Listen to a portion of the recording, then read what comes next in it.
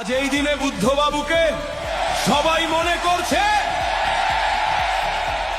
শান্ত সেই বাংলাকে মানুষ আবার খুঁজছে।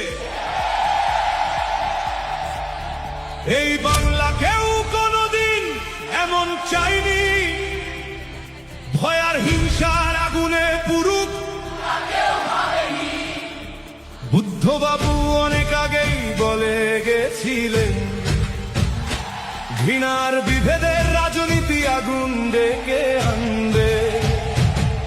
আজ চারিদিকে মানুষ সেই কথাই মিলিয়ে দেখে কেন বাংলার বাতাস এত অশান্ত হয়ে গেছে। একদিন কত মিথ্যে অভিযোগ উঠেছিল তার নামে, রাস্তায় রাস্তায় কত স্লোগান উঠেছিল তাকে ঘিরে। তবু যেদিন তিনি নিজের চেয়ার ছেড়ে চলে গেলেন, তারপর আর কেউ দুর্নীতির আঙুল তুলতে পারেনি তার দিকে। ক্ষমতা হারিয়েও তিনি শান্ত ছিলেন, কারো বিরুদ্ধে কাদা ছোড়েননি। আজকের মতো প্রতিদিন গালাগালি ভয় দেখানো, একে অপরকে অপমান করার রাজনীতি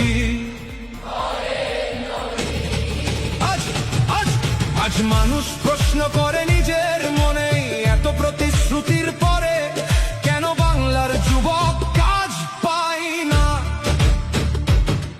কেন শিক্ষিত ছেলেমেয়েরা রাস্তায় বসে থাকে? কেন চাকরির নামে শুধু অপেক্ষার হতাশা বাড়ে? ধর্মের নামে রাজনীতি আর কতদিন চলবে? মানুষকে ভাগ করে কতদিন ভোট নেওয়া হবে? আমরা ঘৃণা চাই না, আমরা শান্তি চাই না, আমরা শিক্ষা চাই, ধর্ম চাই, নিরাপদ ভবিষ্যৎ চাই। আজ বাংলার মানুষ ক্লান্ত এই বিষাক্ত পরিবেশে, চারিদিকে শুধু কাদা ছোড়া ছুরি আর দোষারোপ। ভাইপতন্ত্র আর ক্ষমতার অহংকার দেখে দেখে সাধারণ মানুষ আজ ভিতরে ভিতরে ক্ষুব্ধ। তোমাদের এই শাসনের পতনের সুর শুরু হয়েছে, মানুষ এখন সব বুঝতে শিখেছে।